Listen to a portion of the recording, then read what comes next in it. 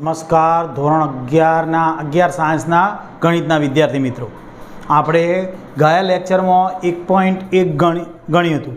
એના પહેલો, બીજો અને ત્રીજો દાખલો ગણ્યો.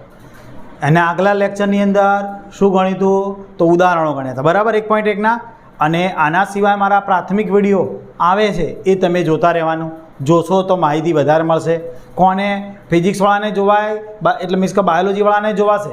ખાસ મેથ્સવાળાને તો ફિઝિક્સવાળા અને કેમેસ્ટ્રીવાળા એટલે આપણે આવે જ, પણ બાયોલોજી જેવાળા ખરા એના પર પ્રાથમિક વિડીયો જોવા સારા ઘણા જ, બરાબર.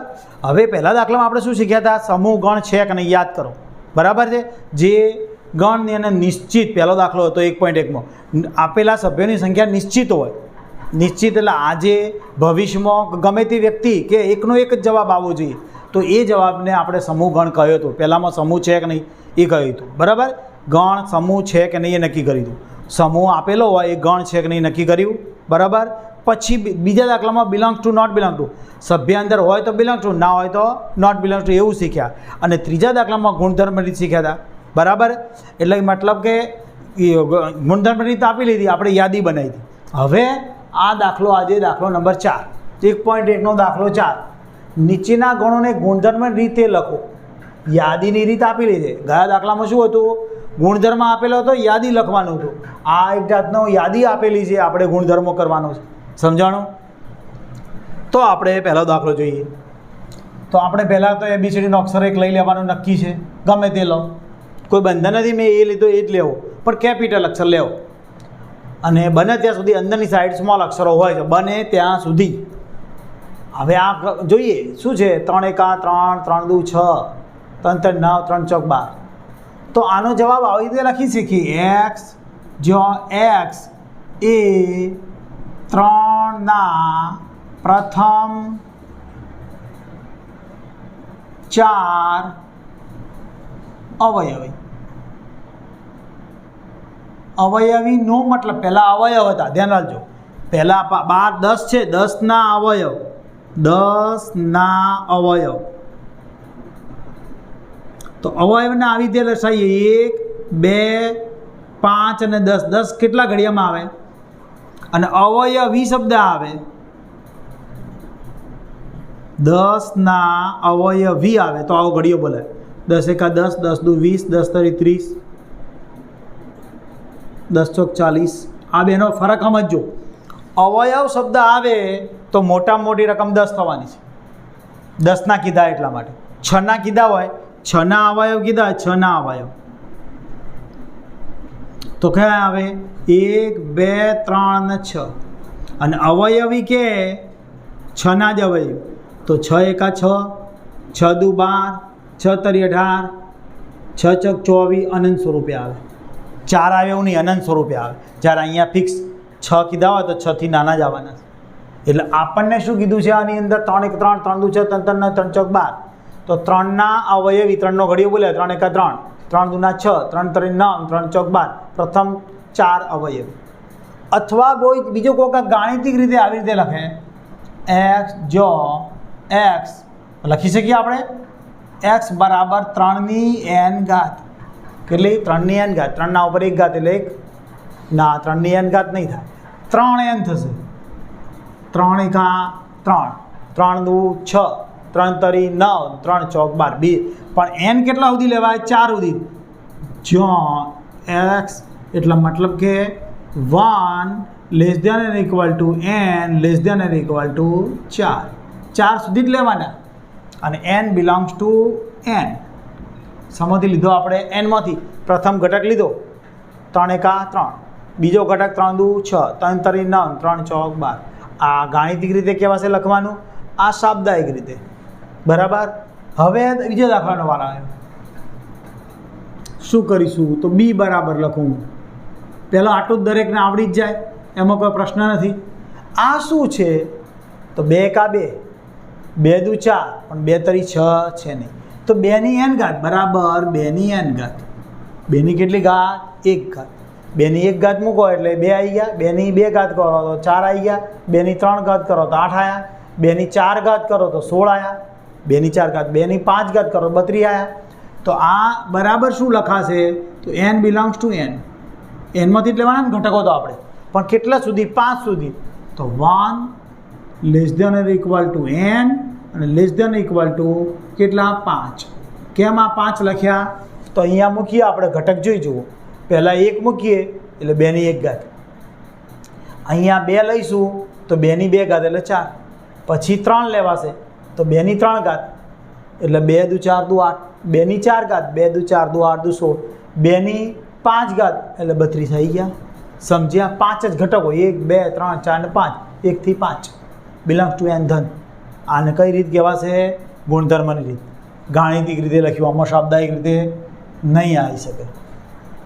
હવે આ ત્રીજો દાખલો અહીંયા આના જેવો જ છે, થોડોક ફરક છે. જોઈ જુઓ. આ 2ના ઉપર ઘાત લખવાની, જ્યારે આ nના ઉપર ઘાત આવશે. જોઈ જુઓ. પહેલું આટલું લખવાનું, દરેકને ખબર છે કે x જ્યાં x આટલું નક્કી, બરાબર. પણ x બરાબર શું? તો 5 ની n ઘાત આવશે. અહીંયા કેટલા આવ્યા હતા? 2 ની n ઘાત આવી હતી, અહીં 5 ની n ઘાત. 5 1 વધ 5 એકા 5, 5 નો વર્ગ 25, 5 નો ઘન 125, 5 ની 4 ઘાત 625. એક્ઝેક્ટ આ રીતે લખાણ આવ્યું. n બિલોંગ્સ ટુ n અને કેટલા? તો 1 less than is equal to n less than is equal to કેટલા આવે? અહીંયા 4 જ ઘટકો છે માટે. એટલે આ જીમાં દાખલા બન્યા. જીના દાખલા કહેવાય. તો આવા નાના પૂછી શકે. એકમાં 4 વિકલ્પો બનાવે, એમાં આ રકમ, આવી રકમ આપી હોય, પછી કોઈક વખતે આવી રકમ આપી હોય, એ ઓળખતા આવડવી જોઈએ. એવી 4-5 જાતની અલગ અલગ સ્વાધ્યાયની રકમો ભેગી કરીને પૂછતા હોય છે જીમાં. હજી જીની ચેપ્ટર ચાલે પછી જીની ચિંતા કરજો. એક ચેપ્ટર પતી જાય પછી 2 જીની અંદર દાખલા 2-3 ચેપ્ટરના મિક્સિંગ આવે. મિક્સ કરેલું હોય. પહેલા ચેપ્ટરનું પૂછાય, બીજાનું પૂછાય, ત્રીજાનું પૂછાય. સમજ્યા? એટલે જીની બહુ ચિંતા નહીં કરવાની. હા, તમને સાદી સમજણ આપું કે કેવી રીતે પૂછાય. તો જીની અંદર એમ કીધું હોય cos 0 sin 90, બરાબર, નો મધ્યક શોધો.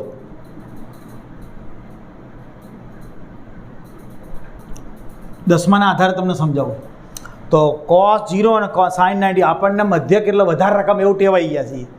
ટેવાઈ ગયા છીએ ને. 5-6 રકમ હોય તો મધ્યકનું સૂત્ર આવે. ના, 2 રકમ હોય તો એ આવે. આપણે શીખ્યા હતા મધ્યક x બાર બરાબર, યાદ કરો, સિગ્મા xi. એવું શીખ્યા હતા, સિગ્મા xi ભાગ્યા n, બરાબર. તો આ મધ્યક x બાર એટલે કે આ રકમોનો સરવાળો. તો 2 જ રકમ છે. તો cos 90 વત્તા sin cos 0 છે તો cos 0, sin 90 તો 90. હવે 2 રકમો છે એટલે છેદમાં 2 મુકાશે. આની કિંમત 1 થાય. cos 0 ની કિંમત કોઠામાં તમે શીખ્યા હશો 10મામાં, અને મારા પ્રાથમિક મીડિયમમાં મેં શીખવાડ્યું છે. છેદમાં 2, 2 ભાગ્યા 2 થાય એટલે 1 આવ્યો. હવે કેવી રીતે ખબર પડે? જો આમાં 9મું ચેપ્ટર વપરાણું મધ્યકનું, બરાબર. તમે શીખતા હતા મધ્યકનું.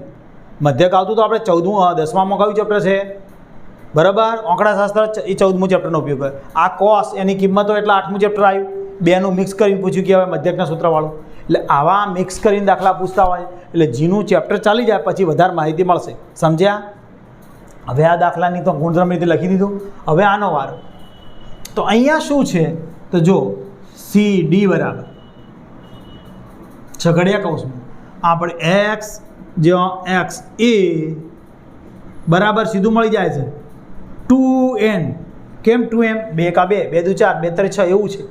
અને n બિલોંગ્સ ટુ n. કેમ આગળ કેમ કંઈ ના લખ્યું? ટપકા ટપકા છે, અનંત સ્વરૂપે. આ 2 એકાના 2, 1 મૂકીએ એટલે 2 એકા 2. અહીં બગડું મૂકીએ તો 2 દુના 4, તગડું મૂકીએ અહીંયા nની જગ્યાએ તો 2 તરીના 6. એમ અનંત સ્વરૂપે આવી જાય. સમજ્યા છો ને આ કેવી રીતે મુકાય? હવે આ કયો દાખલો? E બરાબર. E બરાબર છગડિયા કૌંસમાં મુકાશે. x જો x લખી દઈશું આપણે, બરાબર છે. હવે આ શું થશે? આ કેવા રકમ છે? તો એને તો સાપ્તાહિક રીતે લખાશે. તો આ x એ પ્રથમ 10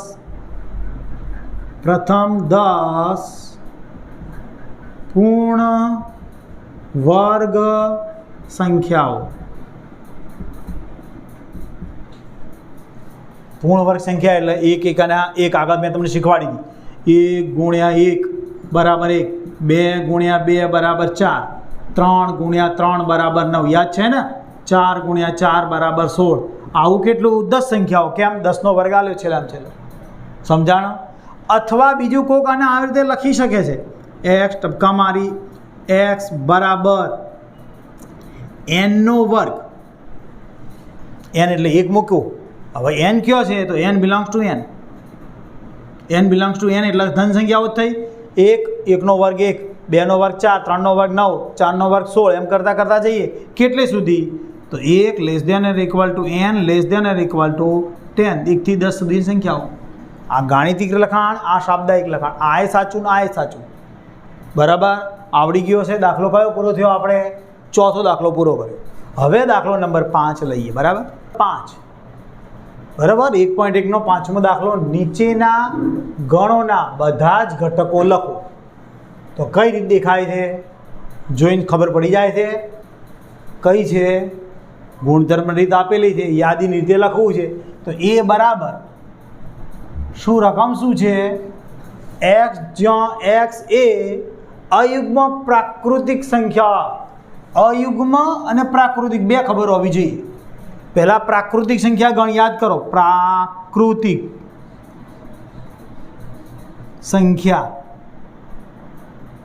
સંખ્યા ગણ કયો હતો યાદ કરી લઈએ n યાદ છે ને n બરાબર 1 2 3 અનંત સુધી બરાબર બીજો ગણ કયો હતો w પૂર્ણ સંખ્યા ગણ કયો પૂર્ણ સંખ્યા ગણ આપણી બુકમાં આપેલો છે 0 થી વધારાનું સ્ટાર્ટ થાય 0 1 2 3 અનંત સુધી ડિફરન્સ આટલો જ n ઉપગણ w બધા જ સભ્યો આવી જાય છે જો nના wમાં બરાબર પછી આવે પૂર્ણાંક સંખ્યા ગણ કયો પૂર્ણાંક સંખ્યા ગણ પૂર્ણાંક આ હતો પૂર્ણ સંખ્યા ગણ પૂર્ણ સંખ્યા ગણ આ પૂર્ણાંક સંખ્યા ગણ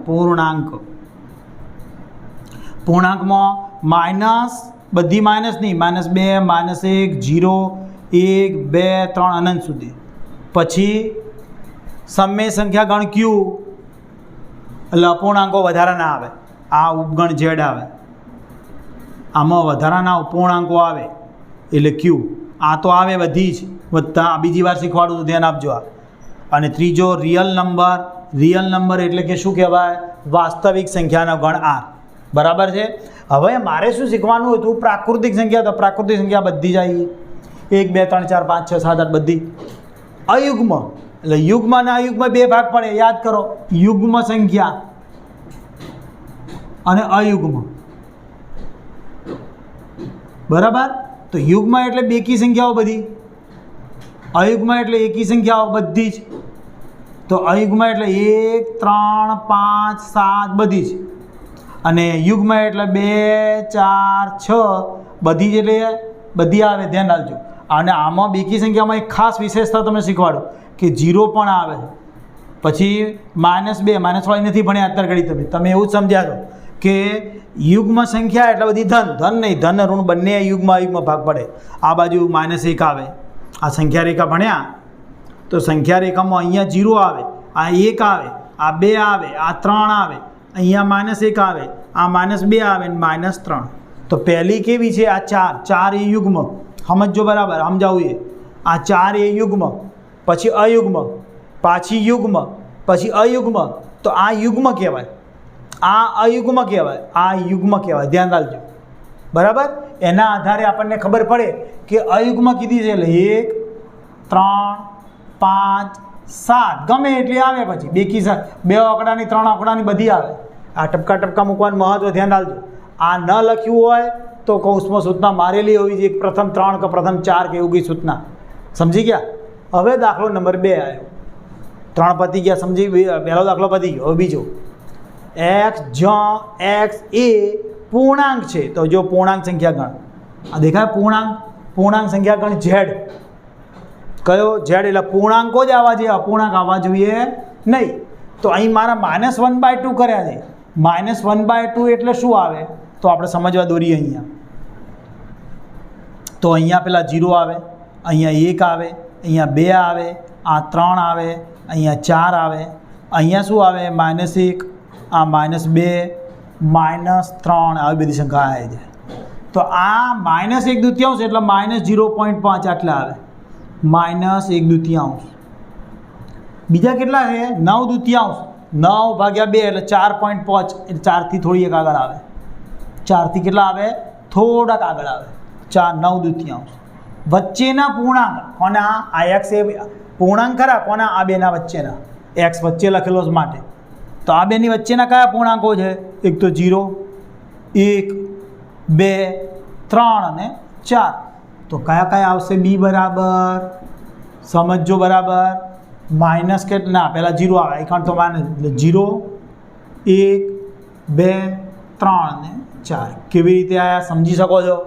આવો દાખલો જીમાં પૂછવો પૂછી શકાય. કયા ઘટકો આવે એટલે અહીંયા લગાવત આપ્યું હોય કે રૂટમાં 2 અને રૂટમાં 37 વચ્ચેના 27 કહો, 27 લખો તોય ચાલે. તો આનું વર્ગમૂળ ના મળે, આનું વર્ગમૂળ તો ના જ મળે. તો આ બંને વચ્ચે આવતી બધી સંખ્યાઓ લેવી પડે, એ સમજવું પડે.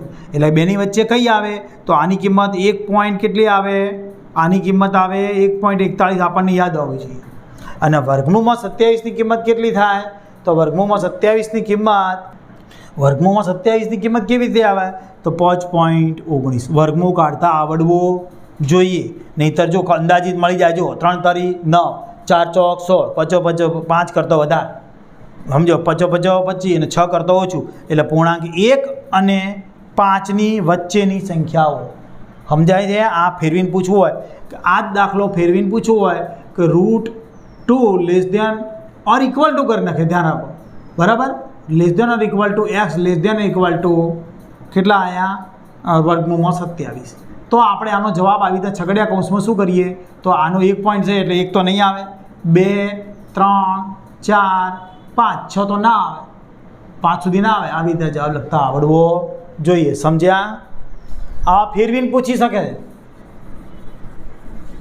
હવે દાખલો આવ્યો આ, તો c બરાબર શું કીધું છે? આપણે પૂર્ણાંક લેવાના છે. તો પૂર્ણાંક એટલે આ રહે પૂર્ણાંક સંખ્યાઓનો ગણ. આપણે કયો શીખ્યા છીએ?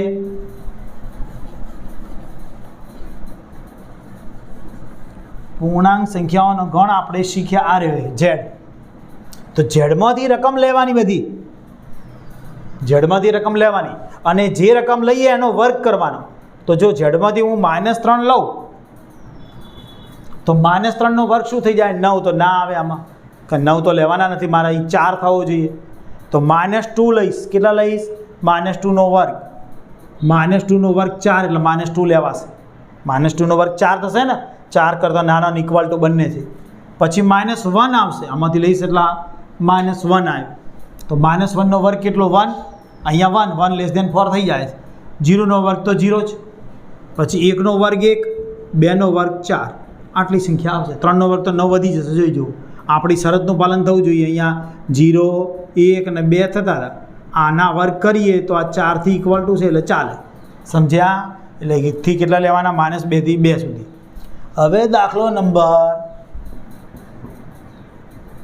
કયો આવે છે? 3 પતી ગયા. ચોથો દાખલો એ તો આપણે શીખી ગયા કે આ લોયલ શબ્દના અક્ષરોનો ગણ. એટલે આપણે સીધું લખીએ d બરાબર l અલ્પવિરામ o y અલ્પવિરામ a અને ફરથી l આવે ના લેવાય. તો શીખ્યા ને આપણે હમણાં આગલા દાખલામાં શીખ્યા છીએ. ડબલ વાર લેવા નહીં અક્ષર.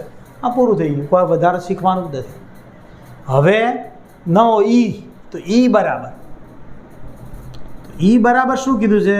છગડિયા કૌંસમાં x, જ્યાં x એ વર્ષનો 31 દિવસનો ન હોય તેવો મહિનો. 31 ન હોય તેવો મહિનો, 31 ન હોય એવો. ધ્યાન રાખજો, 31 ન હોય એટલે જાન્યુઆરી. તમને એક તો પહેલાં દિવસ ખબર હોવી જોઈએ કે પહેલાં જાન્યુઆરી 31. આ ટેકરાવાળા બધા 31, ટેકરા સિવાયના લેવાના. જાન્યુઆરી 31 બરાબર તો ન લેવાનો. આપણે શું કીધું છે? 31 સિવાયના દિવસો મહિનાઓ. તો જાન્યુઆરી નહીં લેવાનો, ફેબ્રુઆરી લેવાનો.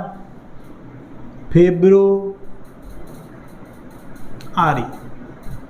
જાન્યુઆરી પછી ફેબ્રુઆરી, પછી માર્ચમાં નહીં લેવાય, 31 આવ્યો. એપ્રિલ લેવાશે, એપ્રિલ. પછી મે મહિનામાં 31, જો જાન્યુઆરી, ફેબ્રુઆરી, માર્ચ, એપ્રિલ, મે મહિનો 31. એપ્રિલ પછી જૂન લેવાશે. જૂન પછી જુલાઈ 31, ઓગસ્ટ 31. જૂન જુલાઈ નહીં લેવાય, જૂન લેવાશે, જુલાઈ નહીં લેવાય, ઓગસ્ટ નહીં લેવાય, સપ્ટેમ્બર લેવાશે, સપ્ટેમ્બર.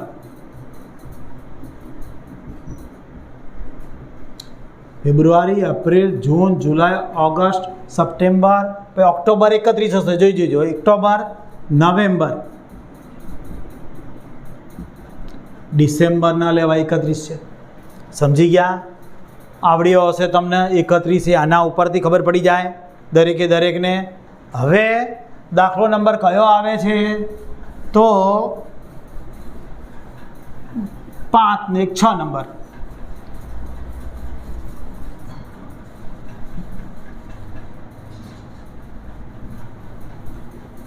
છઠ્ઠા નંબરનો દાખલો જુઓ જરા. એ પહેલાં જરા આપણે અંગ્રેજી શું કીધું છે રકમમાં? હા, એફ બરાબર. એફ જો એક્સ એ અંગ્રેજી મૂળાક્ષરોની ક્રમ અનુસાર યાદીમાં, અંગ્રેજી મૂળાક્ષરો કયા યાદ છે? ABCDના અક્ષરો. ગુજરાતી મૂળાક્ષરો કયા? કક્કાના અક્ષરો ક, ખ, ગ, ઘ, ચ, છ, જ, ટ, ઠ, ડ, ઢ, ણ એ ગુજરાતી અક્ષરો. અને અંગ્રેજી અક્ષરો, અંગ્રેજી મૂળાક્ષરો કયા? તો લાઈનસર A, B, C, D, E, F, G લાઈનસર આવે ને, G, H બધા. પણ એમાં શું કીધું છે? ક્રમ અનુસાર યાદીમાં કે પહેલાંના વ્યંજન, કે પહેલાં તો A, B, C, D, E, F, G, H, I, J અને K આટલા સુધી આપણે શીખેલા છીએ. કેમ? કે પહેલાંના કીધું છે માટે આગળ તો આપણને આવડતું હોય. તો કે પહેલાંના અંગ્રેજી વ્યંજન. સ્વર નથી કીધું. સ્વર કયા ભણેલા છે, આવડે છે ને? આ સ્વર અંગ્રેજી આવડતું હોય તો પાકું જ આવડે. A, E, I, O અને યુ આ સ્વર છે તમારા. તો આમાંથી જો પહેલાં તો વ્યંજન આ B, C, D, E નહીં આવે, E આમાં છે, જોઈ જુઓ, E આમાં છે, નહીં આવે, બરાબર. પછી F, G, H, I નહીં આવે કારણ કે I આમાં છે, જોઈ જુઓ, બરાબર. અને જે કે પહેલાં કીધું એટલે કે નથી લેવાનું. આપણે આટલા અક્ષર આવે, કયા કયા આવે? B, C, D, F, G, H, I નહીં અને J, બરાબર. અંગ્રેજી મૂળાક્ષરોના કોના પહેલાંના? કે પહેલાંના વ્યંજન આવી ગયા. પછી સ્વર પણ પૂછે ડાયરેક્ટ. તો જે કેટલા સ્વર પૂછે છે એના ઉપર આધાર. 5 સ્વર એ તો આપણને યાદ હોવું જોઈએ. એટલે આ કેવું છે ચેપ્ટર કે જેની અંદર જનરલ નોલેજ હોય, બરાબર. આ ચેપ્ટરની બહુ લગભગ ચિંતા કરવાની નહીં. હવે આવશે કયો દાખલો આપણો? 5મો પૂરો થઈ ગયો. છઠ્ઠો લગભગ છેલ્લો દાખલો છે, બરાબર. 1.1નો એ પૂરો કરી દઈએ. દાખલો 1.1 સ્વાધ્યાયનો આપણો શું કીધું છે? દાખલો 6. ડાબી બાજુએ યાદીની રીતે લખેલ ગણો. ડાબી બાજુ એટલે ડાબી બાજુ લખેલ ગણો. જો યાદી આપેલી છે બધામાં, છે બધામાં યાદી છે. જમણી બાજુએ એટલે કે આ બાજુના તેના ગુણધર્મની રીત છે. દરેકે દરેકની ગુણધર્મની રીત છે. જવાબો જોડવાના છે. આપણે છેલ્લું ઉદાહરણ ગણિત યાદ કરો તો શું છે? પહેલો દાખલો આપણે પહેલો નંબર, બીજો નંબર, ત્રીજો નંબર, દરેકને ખબર છે ને રોમન અક્ષરોની. આ ચોથો નંબર, ભૂલ ના થાય, રોમન અક્ષરો 1 થી 4. પછી 5માં V આવે, પછી VI 6 number, VII, V 3I એ રીતે. અને જવાબમાં મેં ABC આપે છે, A, B, C અને D. તો પ્રથમ દ્રષ્ટિએ આપણને ખબર પડે આ 1 2 3 4 5 6 તો શું કીધું છે?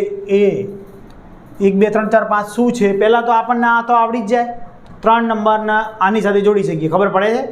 3 નંબરને D સાથે, 3 નંબરને આપણે D સાથે જોડી શકીએ છીએ, ખબર પડે છે. તો 3 નંબરને D સાથે એટલે આપણે આ ચિંતામાં પૂરી થઈ જાય. 3નો D જવાબ શું આવશે? 3નો ડી. 3 નંબરનો ડી જવાબ. પાકો? 3 નંબરનો જવાબ શું થાય? ડી. હવે મેથેમેટિક્સવાળાનો ડી આવી ગયો. હવે આ શું છે? 1 3 5 7 9. 1 3 5 7 9. શું દેખ કેવા અક્ષરો છે બધા? તો 1 3 5 7 જોઈને આ બધી વિચારો કેવા દેખાય છે બધા, જોઈ લો. ખબર પડે છે કયા? આ બી જવાબ થાય છે. કેમ? 10 કરતો નાની છે અને બધી જ અયુગ્મ છે. દેખાય છે? 1 3 5 7 9 બધી અયુગ્મ છે, 10 કરતા નાની છે. એટલે 4 નંબર કોને સાથે? બી સાથે આવે છે. 4 નંબર કોની સાથે આવે છે? આપણે બી સાથે. થઈ ગયું ક્લિયર? એટલે આ ક્લિયર થઈ ગયો, આપણે આ ક્લિયર થઈ ગયો. હવે આ બેનો વાર, તો આ શું દેખાય? 1 2 3 4 5, 1 2 3 ને 6. તો 6 ના અવયવ જોઈ જુઓ. 6 ના અવયવ યાદ કરો. 6 ના અવયવ 1 2 3 6 શીખવાડી દઉં ને મેં. અવયવી હોય તો ઘડીઓ બોલાય, અવયવી હોય તો ઘડીઓ બોલવાનો. 6 1 6 6 2 12 6 18 6 24 અનંત સુધી. પણ આ તો 6 ના અવયવ છે. તો 6 ના અવયવ કે લખેલું છે? તો 6 ના અવયવ પ્રાકૃતિક સંખ્યા 6 નો અવયવ લખ્યું છે. એક્સ જો એક્સ એ પ્રાકૃતિક સંખ્યાઓ અને 6 નો અવયવ બંને છે, તો સી આવશે. કોનામાં? આમાં. પહેલામાં સી, આ પહેલામાં સી જવાબ. હવે આ 2 અને 3 શું છે? તો 2 અને 3 આમાં તો છે જ. તો કેવી છે? અવિભાજ્ય. તો જો 6 ના અવયવ પણ અવિભાજ્ય એવું લખેલું છે. તો જવાબ થઈ જશે આ એ. આ જવાબ આવશે આપણો એ. મળી ગયા ABCD 3 જવાબો. 4 જવાબ થઈ ગયા, આવડી ગયા. સામાન્ય જ્ઞાન હોવું જોઈએ તો 1.1 સળવા પડશે. બરાબર છે? આજની તારીખમાં લેક્ચર પૂરું કરીએ છીએ. અને ગણિત સહેલું છે, ધ્યાન રાખવાનું, અઘરું નથી, એકદમ સહેલું છે. અને મારા પ્રાથમિક વિડીયો છે એ ફિઝિક્સ કેમેસ્ટ્રીવાળા ખાસ જુઓ, એટલે કે બાયોલોજીવાળા. ફિઝિક્સ કેમેસ્ટ્રી તો હોય બધાને, એટલે બાયોલોજીવાળા મિત્રોને કહેતા રહેવાનું. તો એ વિડીયોમાં શરૂઆત તમારે તો જોવાનો જ છે ફરજિયાત. બરાબર? અને ચોપડોય બનાવી દેવાનો દરેક જણે, ગણિતવાળાને તો. પણ જેને ગણિત નથી અને બાયોલોજી છે, તો બાયોલોજીવાળાએ ખાસ પ્રાથમિક વિડીયો જોવાનું કહું છું, આગ્રહ કરું છું. બરાબર? આવતીકાલે નવા લેક્ચરમાં મળીશું.